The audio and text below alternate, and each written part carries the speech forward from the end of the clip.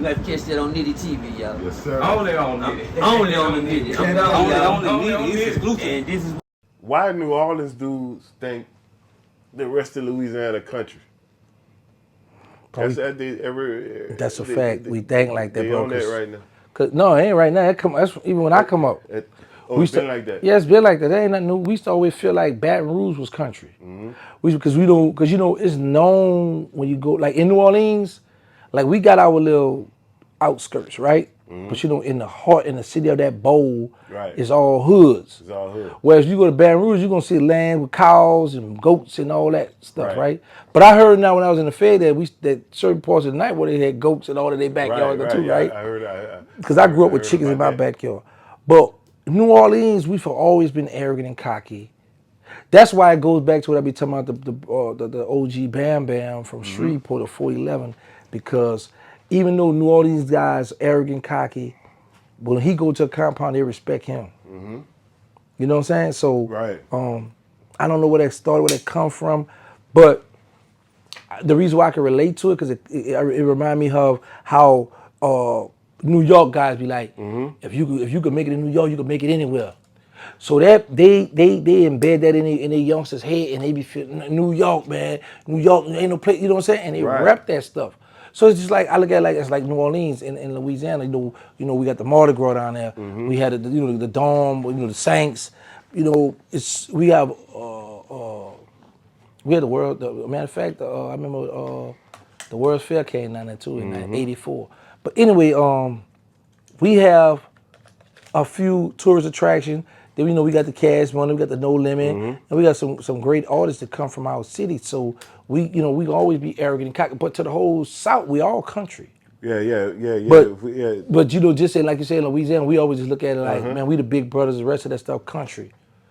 But when you listen to our lingo, we be saying, because I had got on one of my Muslim brothers from Baltimore, was like they say dog, they say Doug, Doug, Frog. And I was getting on, I would laugh. He like, boy, I know you ain't talking the way New Orleans be talking about Earl. Everything is Earl. And I'm listening to him, right? Because I was like, I don't say that no more, right? Because I had been incarcerated so long. So I get off the phone and I go call one of my son's mother. And soon we talking, that boy doing this and this. He got all that Earl on the ground. Like, what the world? Then I called my mother. I said, Ma, me and my seller here talking, and he talking about, I said, Mom, just so you put it, because she said Earl. O-I-L, Earl. Earl. What the world? They call it Earl. Yeah, so she spell it right still. They still I said, yeah, that's that New Orleans. You know what I'm saying? Like when somebody come to the jail, and I could just tell when they from New Orleans with, you know what I mean? Yeah, dig, say, and they got that little drawl. Right. You know what I'm saying? Bro, I love my city, bro. But we do, I don't know where that come from, why we think like that, why we say that kind of stuff, bro. But that's been going on for years. I will say this here, Baton Rouge have come a long way, because at one time, Baton Rouge was doing their thing, but they wasn't as looked at, as respected as they are now, because now people put Baton Rouge and New Orleans on the same level in this day and time. Because like what I mean by that is coming up in LTI is, I don't know why I always thought it was in Baton Rouge, but it's really Baker, Louisiana. Yeah, it's in Baker. Right. So, but it's right there by Baton Rouge. So you would think Baton Rouge would be deep running it. But it was New Orleans back when I was coming up. Yeah, New Orleans was running. That was running it. You know what I'm saying? We would fight each other. The 3rd ward, the 10th ward, we would click up and fight the 9th ward, because the 9th ward the biggest ward in our city. So you didn't have Baton Rouge. You had Lake Charles guys jocking 9th ward. It just make me mad with that. But over the years, but I would say this, when you become 18, 19 years old, and you do something in LTI, and you go to that parish, them boys fighting from New Orleans, they were jumping on you. Right. They stabbed you, they beat you, because they was knowing what New Orleans was doing them in juvenile. Right. So they would catch it, they would get my homie. I never made it there, but I heard the stories from some homies. Even Killer Stone had some kind. He handled his business because he was a big one, but had some homies who couldn't really make it in there. Right. That come from the juvenile jail, got jumped, beat up, stabbed, whatever the case may be. Right. But yeah, we've always had that arrogance, that cockiness with us. Like I said, I don't know where it come from, but that's just what it's always been. So I want to speak on behalf of the country boys. We're like, what's the definition of country, like, to New Orleans? And no, let me say this right quick. Like, I went to truck driving school in 2006 in New Orleans, not in New Orleans, in La Place, but everybody in our class was from New Orleans. There's a guy named Big Larry from the Calios, another guy from the West Bank. It was me and a dude from Mississippi was the only two that wasn't from New Orleans. And the dude from Mississippi, he used to talk a lot, and the boy used to be on his ass. Like, just clown, just trolling and shit like that. They used to clown him and fuck with him, and because he would talk too much. And they knew his country. They would call him country all the time. But they never once called me country. Like, nobody knew I wasn't from New Orleans until the last day of the school, until the last day of class. Yeah. So when school was over, when we all finished, we getting our CD, I'm like, man, I'm about to go back home. They said, they're like, where you from? I'm like, from New Iberia by laughing. Oh, man, we thought you was from New Orleans. The whole while they thought I was from New Orleans. Because, me, I don't talk a lot amongst a lot of people. I be sitting back in the gap. But the dude from Mississippi, he was talking all the time, and they used to be on his ass about the country shit. But I'm saying this like to say, with the country shit they all talking about it on the internet, like. Oh, that's on the internet now? Yeah. On GD, it been big on GDP page, like with them talking about. Shout out to GDP. Yeah. Shout out GDP, man, my dog. They've been talking about that a lot on GDP page about New Orleans and calling the rest of Louisiana country, like it been big on there. But I would say this, like, you got towns like Lafayette. They say Lafayette talk country, how they be my bar and all that. But in the inner city of Lafayette, it's not country. It's city shit going on. You got the little towns, what they call it, the towns that's close to the town, the little branch off towns like Carriacreux, Doosan. Like, that's in the country of Lafayette. But Lafayette itself is not country when you're in there. It ain't city shit like New Orleans, but But what about Baton Rouge? We wouldn't call Baton Rouge country either. I think I could understand New Orleans calling, because New Orleans is the city, New Orleans the Mecca, that's the big city of Louisiana. But Baton Rouge the capital.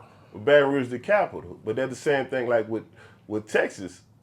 Austin the capital, but Houston and Dallas was popping. Yeah, that is my city, Daddy, you right. You know what I'm saying? And Austin my city, we run stuff, you right. Austin Fort Worth too, Funky Town. Yeah, Funky Town. Arlington. But listen, let me say this, because see, like, you taking over my spot. Let me just say this here. The interview went your way. Let me just say this here. Go ahead, do your thing. When you say New Iberia, bro, I kid you not.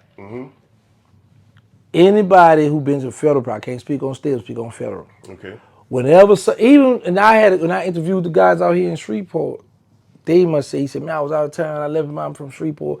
People gonna always come say, come here. Right.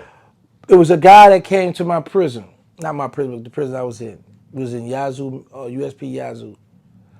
Kind of tall, like about 6'3", kind of wide.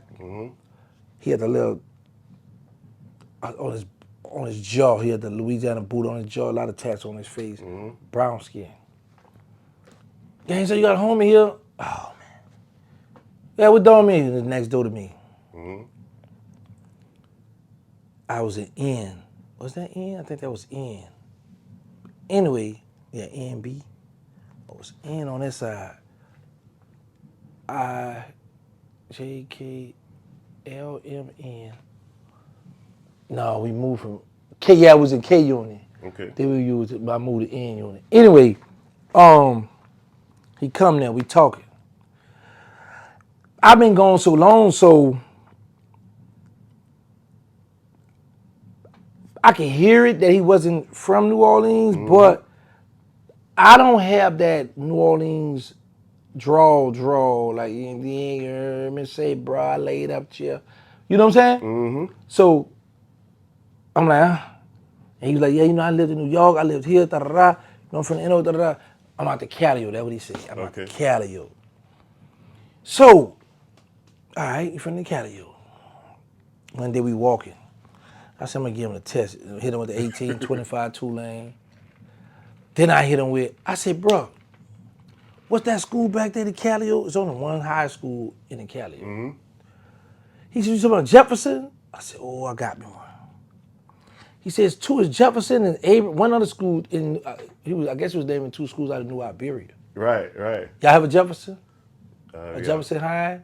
Freshman High is on Jefferson Highway. Okay, well, he was naming two schools, right? So we walked and tried to say, bro, listen, bro. I'm born and raised in New Orleans. I used to live in the Callio project. I said, Booker T. Washington is high school is the only project that in the one part of Callio you could come out the back with the driveway to school right there. Right. I said, bro, that name ain't in the. Stop it, bro. Bro, where you from, bro? You not from New Orleans. Right. Man, no, I'm from New Iberia, bro. So I was like, okay, he cool dude, but he did some goofy stuff too. So you saying one of my niggas from New Iberia was repping like he was from the NO? You got this recorded, right? Yeah. Well, that's what I said. So anyway, yeah, you home from New Iberia. I'm trying to think who that is. I know. Listen, I got know it. every street nigga from New Iberia. Yeah. Yeah, I know every last one.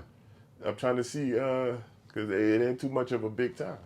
I wrote all this information down. I got it put up at home. I'm gonna tell you his name when I dig up all my old mail. But yeah, and then he did some crazy stuff too. He wound up. I said, bro, be cool. I got you. So he wound up getting some K2 from some Puerto Ricans and called himself Jack of these dudes. I'm like, bro, you tripping, bro, because people know that's gangsta homeboy. Right. So now in these Puerto Rican, they deep on his compound. Right. And they telling him like, listen, man, you got the 4 o'clock to have that money. Damn. Oh, then you got to get me out to the yard. We go to the gym, bro. Them dudes in there playing ball. The dudes who threatened them playing ball. But we sit down on the bench, chopping it up. We laughing and talking. So the play was, what he did, he used me. Like, man, gangsta, my people, this my homie. You know, them dudes know I'm on the pound. So they know I'm from New Orleans. We got some homies there. But the thing about it, I'm Muslim. And at the time, I'm the imam. I'm giving the cook bar there. Right. So you know the ox there, them beers coming, right? Yeah. But I'm not people. I'm just sitting there and talking until we laughing and talking. And then there's a dude in my unit told me about it. It's a Puerto Rican. Yeah, man, you homie? I said, yes, my homie. He just coming. Yeah, man. You know, because he got some drawing he did with some cartoon stuff, and we talking about all the positive stuff that he want to do when he get out. But he played on me with letting these Puerto Ricans know, like, man, gangsta, my homeboy. You know what I'm saying? He gonna rock with me. So, but they put the press on him.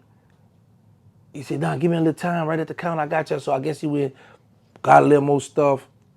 He wound up standing off on a white dude, cool, quiet, scary white dude, beat him up, beat the dude up pretty bad too, bro. Damn. And went to the hole.